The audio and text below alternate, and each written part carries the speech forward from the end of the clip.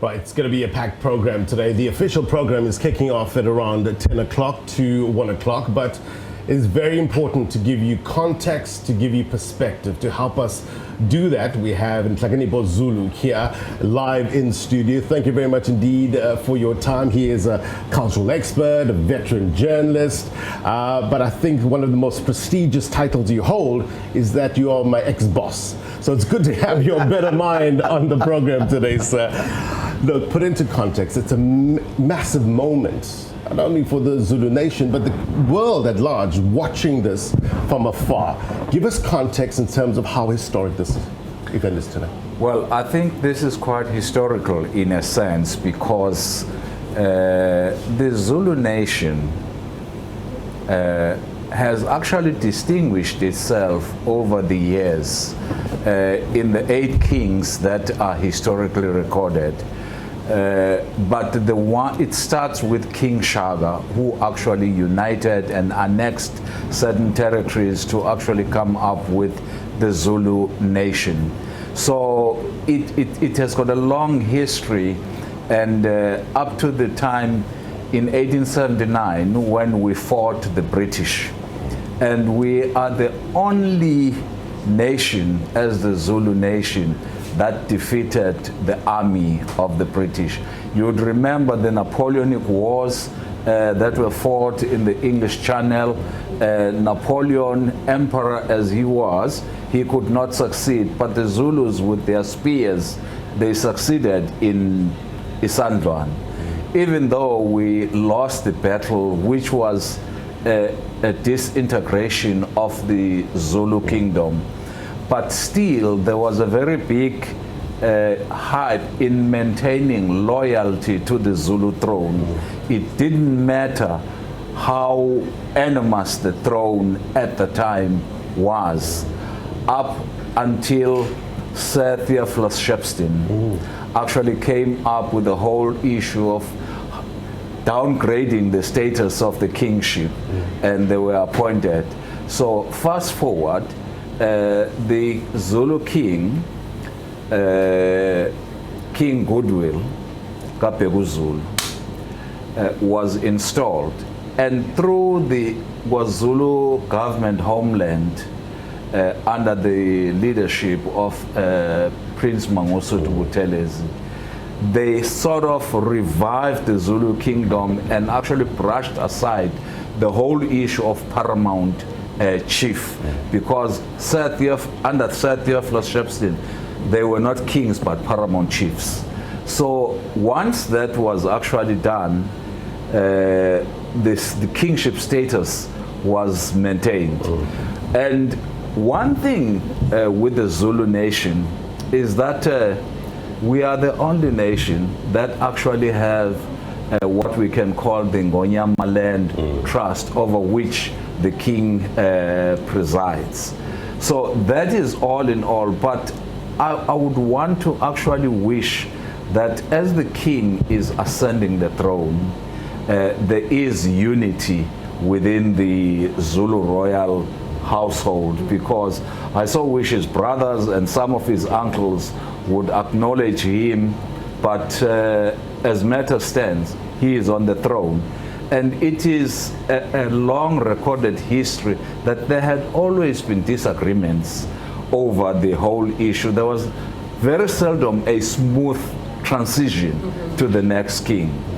But what is unique about this king is that for the first time, he was identified via a will that was actually read to the people. In most cases, it was slightly chaotic, you know.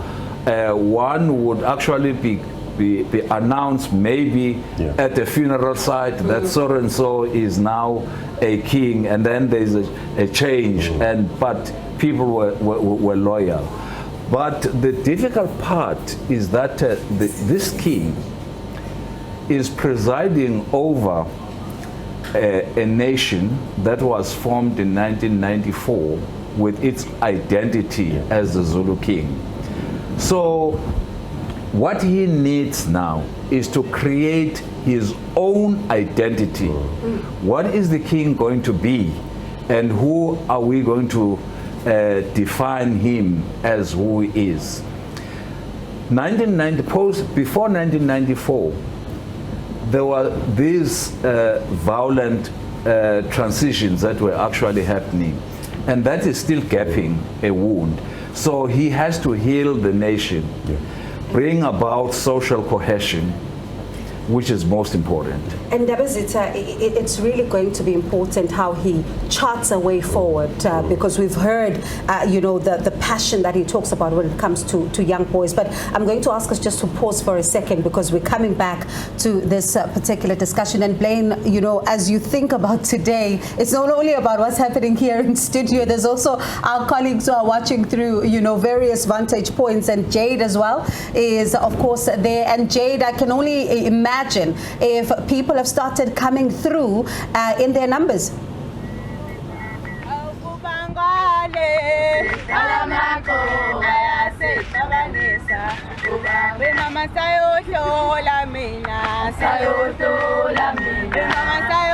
Well, a very good morning. We are coming to you from the Blue Lagoon, and it's right opposite Moses Mabhida Stadium, where hundreds of maidens and Amabhida are congregating, making their way here to start the trek to Moses Mabhida Stadium. It is an absolutely beautiful day. I'm just going to step out a shot and Nomflick can show you behind the scenes some of the maidens who are already starting to sing songs.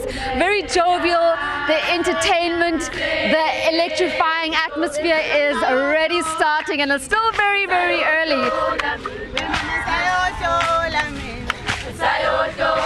Let's try and get a word with some of them and just find out where they're from and how far they've traveled. Good morning. Where are you from? We are from Nongoma, Kwatenge area. How are you feeling today? This is a historic day. Tell me about some of the emotions that you have. I'm feeling nervous but excited at the same time, because this is a big day and a big ceremony of MisuZulu, and I'm proud of this day. Yes. And where are you from? I'm from Nongoma, Kwatenge. How are you feeling today? I am kind of nervous but excited, mixed emotions if I can say. Yes. So your group, what time did you guys arrive in Durban? We arrived early in the morning, like in 2 to 3 o'clock, early in the morning.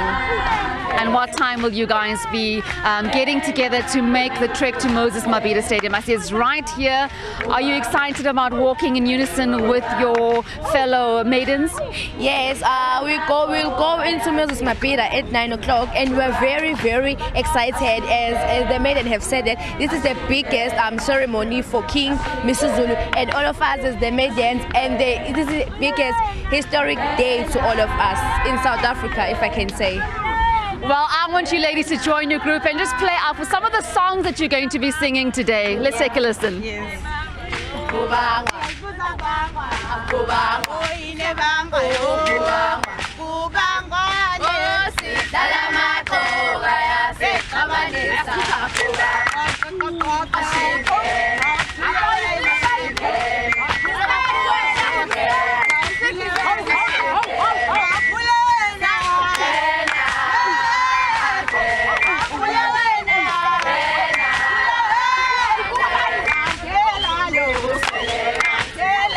Well, this is one group from Nongoma that is going to start congregating and making their way to Moses Mabhida Stadium at 9 o'clock. As you can hear, the mood is electrifying as songs are already starting here at Blue Lagoon, right opposite the Moses Mabhida Stadium.